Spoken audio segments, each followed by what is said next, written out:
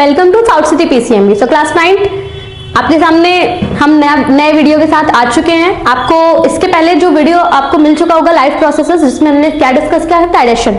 ठीक है, तो नेक्स्ट जो हमारा लाइफ प्रोसेस है वो क्या है?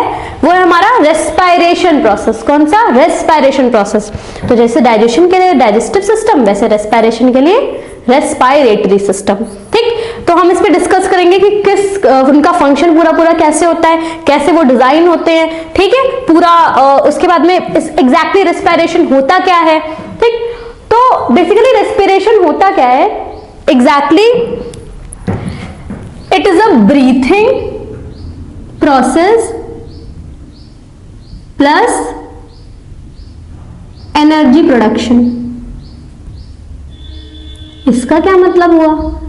मतलब जब हम ब्रीथिंग प्रोसेस जब भी कभी बॉडी में चलती है, या जब हम ब्रीथ करते हैं, ऑक्सीजन का इनहेल करते हैं और एक्सहेल करते हैं CO2 को, साथ साथ में एनर्जी का भी प्रोडक्शन होता है, उसको रेस्पायरेशन कहा जाता है। क्या कहा जाता है? रेस्पायरेशन कहा जाता है। ठीक, तो पूछा आपसे सबसे पहला सवाल क्या जाएगा? What is respiration? ठीक है, द प्रोसेस ऑफ उसमें आप लिखेंगे रेस्पिरेशन में क्या? The exchange of respiratory gases to produce energy in the form of ATP। To produce energy in the form of ATP is known as respiration. Respiration क्या होता है?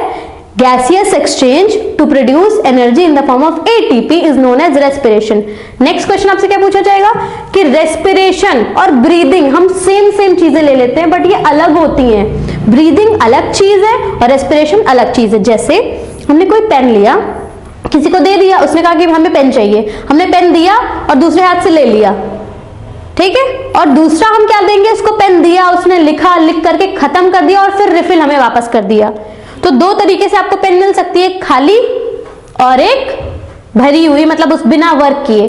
तो जब ऑक्सीजन अंदर बॉडी के जाता है, ठीक है, और CO2 बाहर आता है, लेकिन कोई एनर्जी नहीं बनती है, कोई भी वहां पर एनर्जी का रोल नहीं है, तब वहां पर ब्रीदिंग प्रोसेस, उसको क्या कहते हैं? सिंपली गैसियस एक्सचेंज को ब्रीदिंग कहा जाता है। सिंपली गैसियस एक्सचेंज को ब्रीदिंग कहा जाता है। क्या कहा जाता है? ब्रीदिंग। सिर्फ अगर गैसियस एक्सचेंज हो रहा है तो वो ब्रीदिंग है। ठीक है, लेकिन अगर गैसियस एक्सचेंज के साथ साथ एनर्जी भी बन रही है इन द फॉर्म ऑफ ATP, तो वो आपका रेस्पिरेशन होगा। तो आपसे पूछा जाएगा कि how breathing differs from respiration. तो breathing is an external process, बाहरी प्रक्रिया है। रेस्पिरेशन अंदर की प्रोसेस, क्योंकि हम एनर्जी को तो देख नहीं, एनर्जी बनते हुए देख नहीं पा रहे। क्यों नहीं देख पा रहे? क्योंकि वो इंटरनल प्रोसेस है। ठीक है, तो respiration is an internal process, जबकि ब्रीदिंग जो है हमारा वो हमारा एक्सटर्नल प्रोसेस है। दो डिफरेंस। सेकेंड डिफरेंस आपकी डेफिनेशन हो गई। तीसरा आप क्या लिख सकते हैं कि रेस्पिरेशन में एनर्जी बनती है, ब्रीदिंग में एनर्जी नहीं बनती। 3 हो गए आपके। इस तरह से हम डिफरेंशिएट करके बताते हैं कि ब्रीदिंग रेस्पिरेशन दो अलग अलग चीजें हैं, एक चीजें नहीं है। समझ आया? आगे बढ़ते हैं। अब रेस्पिरेशन के लिए रेस्पिरेटरी सिस्टम बनाए गए हैं। ठीक है, रेस्पिरेटरी सिस्टम पूरा आपका कहां से होता है? आपकी नेजल कैविटी से स्टार्ट होता है। नेजल पैसेज, फिर आपका नेजल कैविटी, फिर आपका वहां नेजल कैविटी से होते हुए फिर लैरिंग्स, फेरिंग्स, फिर लैरिंग्स, फेरिंग्स के बाद में ट्रैकिया। ट्रैकिया एग्जैक्टली होता क्या है? ट्रैकिया का मतलब होता है विंड पाइप। क्या होता है? Wind pipe. जैसे आपको वहां पर फूड पाइप मिली थी, वैसे आपको यहाँ पर लंग्स तक जाने के लिए विंड पाइप मिलती है। स्टमक तक जाने के लिए फूड पाइप, लंग्स तक जाने के लिए विंड पाइप। क्लियर? अब ये जो ट्रैकिया है ये 2 भागों में डिवाइड, या 2 ट्यूब्स में डिवाइड होती है, जिसको हम ब्रोंकस बोलते हैं। वो और सेकेंडरी हमारा बनाते हैं ट्यूब, उसको बोलते हैं ब्रोंकियोल्स। और लास्ट में यहाँ पर बलून लाइक स्ट्रक्चर होते हैं, जिसको हम बोलते हैं एल्वेलाई। ठीक है, क्या बोलते हैं? एल्वेलाई। एल्वेलाई एक ऐसा हमारा लोकेशन है, एक ऐसी जगह है जहां पर एग्जैक्टली गैसेस एक्सचेंज होती हैं। ठीक है, जहां पर गैसियस एक्सचेंज, जैसे आपसे बोला जाए कि कहां पढ़ते हो? स्कूल में पढ़ते हैं, बट क्या एग्जैक्टली स्कूल में कहां पढ़ते हो? क्लास में। कौन से क्लास में? क्लास 6 में। कौन से सेक्शन में? 6A में। अब 6A ऐसी क्लास है, रूम नंबर 21 फॉर एग्जांपल।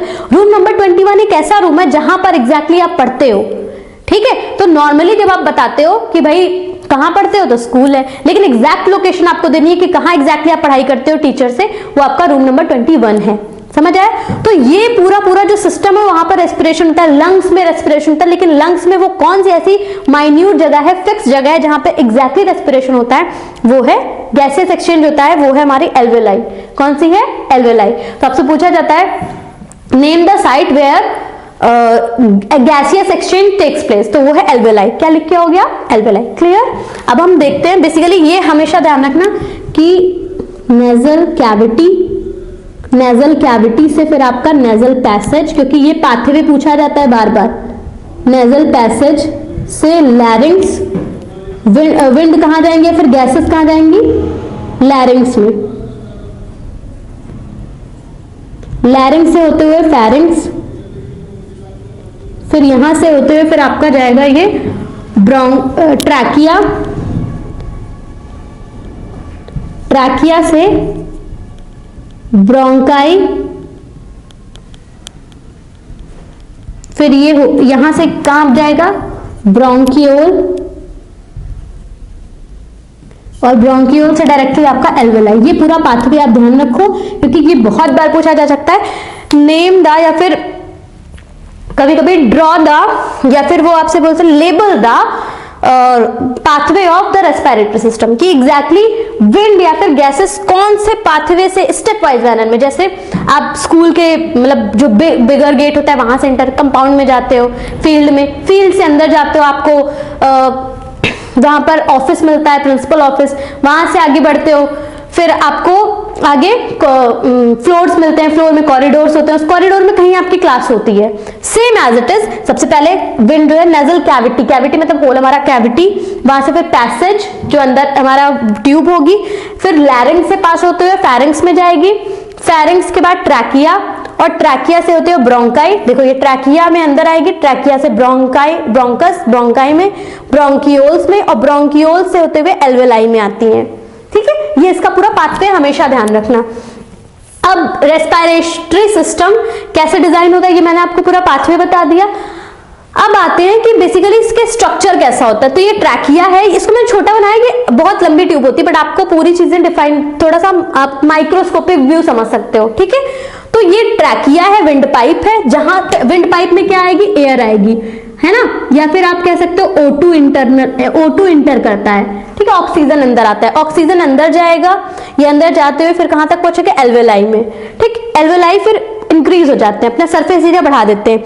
पूछा जाता है कि यहां पर ये एल्वेलाई बलून लाइक क्यों होते हैं? तो just to increase the surface area, just to increase the surface area, ताकि ज्यादा से ज्यादा गैसियस एक्सचेंज हो पाए, कि हम जो सांस लेते हैं ना, सांस लेने पर ऑक्सीजन जाए और ऑक्सीजन जल्दी से ज्यादा अमाउंट में अंदर जाए और कार्बन डाइऑक्साइड को बाहर लेकर के आए। ठीक है, तो यहां पर जब ये पाथवे से ये ऑक्सीजन यहां आता है, फिर आगे बढ़ता है, फिर यहां आता है, फिर और आगे आते हुए ये इस एल्वेलाई के अंदर आता है। ये एक ऐसा, ये एल्वेलाई की जो वॉल होती हैं, यहां से ऑक्सीजन बाहर जाता है और CO2 अंदर आता है। आइए यहाँ पर हम आपको दिखाते हैं कि बेसिकली होता क्या है। ये है लंग्स, जो आपको लंग्स दिख रही है वो, उसी को हमने छोटा सा बना दिया लंग्स।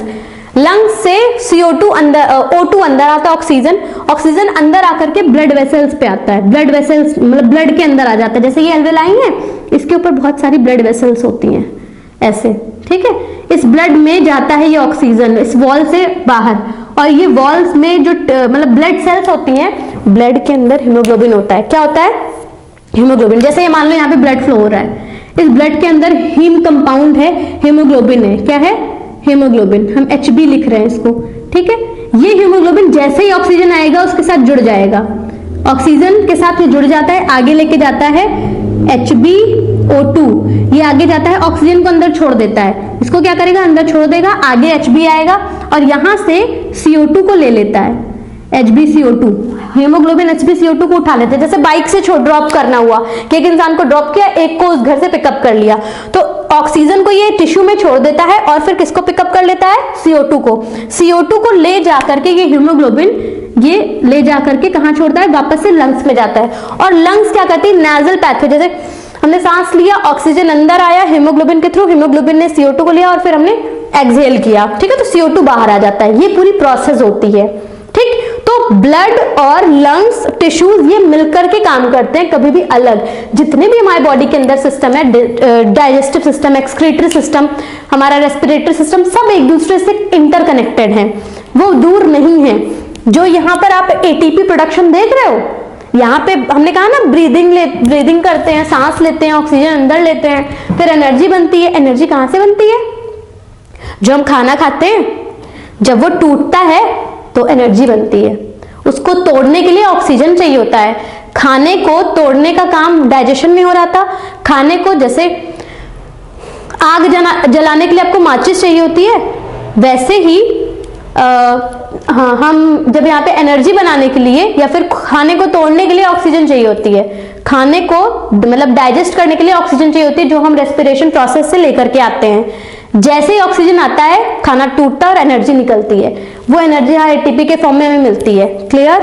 समझ आया? तो ये स्टेप वाइज वर्णन में। अब हमने सांस ली, ऑक्सीजन लिया, तो यहाँ पर ट्रांसपोर्टेशन सिस्टम चलता है। या नेक्स्ट लेक्चर में आपको मिलेगा सर्कुलेटरी सिस्टम, ठीक है। रेस्पिरेटरी सिस्टम के बाद सर्कुलेटरी सिस्टम में आएंगे। तो यहाँ पे जो हीमोग्लोबिन है वो ऑक्सीजन को पिकअप करता है, ड्रॉप करता है टिश्यू में, वहां से फिर से पिकअप करता है CO2 को, क्योंकि वेस्ट मटेरियल है ना CO2। आपने पढ़ा था कि टिश्यू से वेस्ट मटेरियल CO2 जो जितना भी होता है वो बाहर आता है। CO2 बाहर आकर के फिर हीमोग्लोबिन ले जाकर के लंग्स में वापस छोड़ देता है, लंग्स बाहर मतलब इन्वायरमेंट में छोड़ देता है, ठीक है। इतना क्लियर? कोई दिक्कत? ठीक है। अब हम नेक्स्ट पे मूव कर रहे हैं कि देखो यहाँ पर ये है ग्लूकोज। ये जो ATP बन रही है ये ग्लूकोज को तोड़ने के बाद बनती है। ATP जो भी बनती है वो ग्लूकोज को तोड़ने के बाद बनती है, ठीक। ये जो ग्लूकोज देख रहे हो आप, ये आफ्टर डाइजेशन हमें मिलता है। आफ्टर डाइजेशन हमें क्या मिलता है? हमें मिलती है ग्लूकोज, और उस ग्लूकोज को हम फिर और देखो यहाँ पे तोड़ रहे हैं एनर्जी बनाने के लिए। तो 3 तरीके से ग्लूकोज को 3 एनवायरमेंट में तोड़ा जा सकता है। एक हो गया यीस्ट में, जो बैक्टीरिया में ज्यादातर होता है, ये बैक्टीरिया के लिए है, ठीक है। तो वो बिना ऑक्सीजन के ग्लूकोज को या पायरुवेट को, ठीक है, पायरुवेट को कन्वर्ट करते हैं एनर्जी में, ठीक है। सबसे पहले ये समझ लीजिए कि जब भी कभी ग्लूकोज पायरुवेट से एनर्जी या फिर हम सिंपली ग्लूकोज से एनर्जी बना रहे हैं, ठीक है, तो उस रेस्पिरेशन प्रोसेस को हम बोलते हैं एनएरोबिक रेस्पिरेशन। क्या बोलेंगे? Anaerobic respiration. और जहां पर ऑक्सीजन लग रहा हो, जहां पर ऑक्सीजन की रिक्वायरमेंट हो, बिना ऑक्सीजन के काम नहीं चल रहा हो, ऑक्सीजन को यूज करके वो काम रेस्पिरेशन होता हो, उसको हम बोलते हैं एरोबिक रेस्पिरेशन, ठीक है। अब 3 चीजें हैं, इसको बस समझ लीजिए, हम थोड़ा सा समझ लेते हैं, इस पर बहुत से क्वेश्चंस आते हैं, ठीक। तो यीस्ट या फिर बैक्टीरिया में जो पायरुवेट है वो एनर्जी में किस में टूटता है? बैक्टीरिया में क्या होता है? बिना ऑक्सीजन के इथेनॉल, CO2 और एनर्जी बनती है। Ethanol C2H5OH। क्या है? C2H5OH, ठीक। तो इथेनॉल एग्जैक्टली अल्कोहल है। क्या है? Alcohol, C2H5OH। ये किसमें होता है? बैक्टीरिया में एनारोबिक रेस्पिरेशन होता है। कैसा होता है? एनारोबिक, बिना ऑक्सीजन के। यीस्ट, बैक्टीरिया, 2 चीजों में होता है। क्या बनता है? प्रोडक्ट क्या मिलता है? इथेनॉल, C2H5OH, CO2 और एनर्जी। एनारोबिक का टाइप है ये। नेक्स्ट हमारा एरोबिक देख लेते हैं। तो जब ऑक्सीजन प्रेजेंट होगा तो हमें क्या क्या मिलेगा? हमें CO2 मिलेगा, वाटर मिलेगा और एनर्जी मिलेगी। क्या मिलेगा? CO2, water, energy. यहां से जो आप देख रहे हो ऑक्सीजन देने पर ये CO2 मिला, इसके साथ साथ में एनर्जी भी मिलती है और साथ साथ में वाटर भी मिलता है। वो यहाँ दिखाया नहीं गया है, बस ब्लड में वापस क्या मिलता है? हमें ATP मिलती है पूरी बॉडी को। एग्जैक्टली ब्लड को एनर्जी मिलती है। क्या मिलती है? एनर्जी, ठीक, इन द फॉर्म ऑफ ATP। हम सब जानते हैं कि हमारे बॉडी में एनर्जी किस फॉर्म में होती है? ATP के फॉर्म में होती है। किस फॉर्म में? ATP के फॉर्म में, ठीक। तो आपसे पूछा क्या जा सकता है इसमें? आपसे पूछा जाएगा what is the end product of respiration in the bacteria और यीस्ट। एंड प्रोडक्ट क्या मिलता है रेस्पिरेशन में? Ethanol, CO2, energy. Next question क्या पूछा जा सकता है? Where do anaerobic respiration occurs? कहां पर एनारोबिक रेस्पिरेशन होता है? इसलिए मैंने लिख दिया है मसल्स में। ये मसल्स में कब होगा? जब बहुत ज्यादा एक्सरसाइज कोई भी इंसान करता है तो उसके हाथ पैर में दर्द होने लगता है। क्यों होता है? क्योंकि वहां तक उस मसल्स में ऑक्सीजन प्रॉपर अमाउंट में नहीं पहुंचती है, तो वहां पर रेस्पिरेशन एनारोबिक होने लगता है, बिना ऑक्सीजन के होने लगता है। लैक का मतलब कमी हो गई, पूरा कंप्लीट ऑक्सीजन नहीं कम हुआ है कि खत्म हो गया। मसल्स में दर्द होता है, या फिर हम मान लो दौड़ रहे हैं तो हमारे पैरों में क्यों दर्द होता है? क्योंकि वहां पर ऑक्सीजन की कमी आ गई, जिसके कारण लैक्टिक एसिड बन जाता है। लैक्टिक एसिड एनर्जी बनती है। तो लैक्टिक एसिड कहीं भी अगर इकट्ठा होगा किसी भी मसल में, वो हमेशा पेन देता है। हमेशा ध्यान रखना, लैक्टिक कभी कभी पूछा जाता है कि जब हम दौड़ते हैं विगरस एक्सरसाइज के दौरान इंसान को पेन क्यों नहीं लगता? Just because of the accumulation of lactic acid, because of the accumulation of lactic acid into the muscles. कोई पूछता है क्यों लैक्टिक एसिड इकट्ठा हो जाता है? Because when the person continues exercise for a longer time, the amount of oxygen decreases and the end product of the respiration becomes lactic acid, ठीक है, and very few amount of energy will produce। तो इस वजह से क्या होता है, lactic acid का वहां पर एक्यूमुलेशन हो जाता है और मसल्स में दर्द होता है। ठीक, नेक्स्ट है एरोबिक रेस्पिरेशन। किसमें होता है? ह्यूमंस में। ह्यूमंस में एरोबिक रेस्पिरेशन होता है। बिना, अगर ऑक्सीजन नहीं है हम सांस नहीं ले सकते, रेस्पायर नहीं कर सकते, हमारे बॉडी में एनर्जी नहीं बनेगी। चलो हम सोचते हैं कि मान लो ऑक्सीजन पूरी दुनिया से खत्म हो जाए तो क्या होगा? अगर ऑक्सीजन खत्म हो गया, हमने जो कुछ भी खाया पिया होगा, ग्लूकोज आगे टूटेगा नहीं, एनर्जी बनेगी नहीं, ना बॉडी में एनर्जी होगी ना बॉडी में ऑक्सीजन जाएगा। ठीक है, ऑक्सीजन की जरूरत हमें क्यों पड़ती है? क्योंकि एनर्जी हमें उसी से मिलती है। अगर एक समय के लिए भी एनर्जी बनना बॉडी में बंद हो जाएगी तो हम बिल्कुल ही लो पड़ जाएंगे। बिना ऑक्सीजन के हमारा काम नहीं चलता, क्योंकि ऑक्सीजन बहुत बड़ा रोल प्ले करता है। कार्बन डाइऑक्साइड तब तक नहीं रिलीज होता है बॉडी से जब तक ऑक्सीजन पहुंचता नहीं है।